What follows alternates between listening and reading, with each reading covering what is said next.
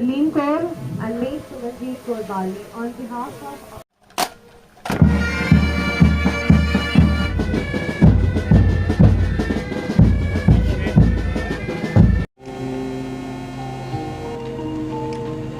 So it's a matter of great pride for all of us to be witnessing this great event at Hyderabad. 108 feet tall high-mast flag. This is first of its kind in North Kashmir. और ये जो राष्ट्रीय झंडा यहाँ पे लहराया गया है, ये हमको और उत्साह करेगा अपने जो देश का नाम को आगे बढ़ाने के लिए.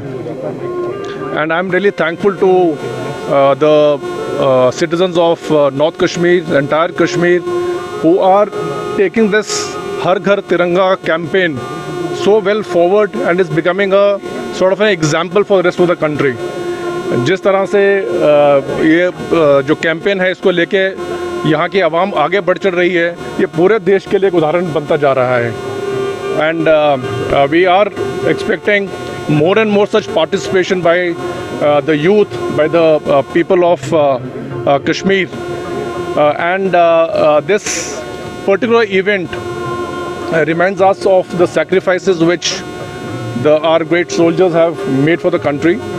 And हम यही आशा करते हैं कि हम अपने आप को फिर से रीडेडिकेट करें अपने देश का नाम आगे बढ़ाने के लिए.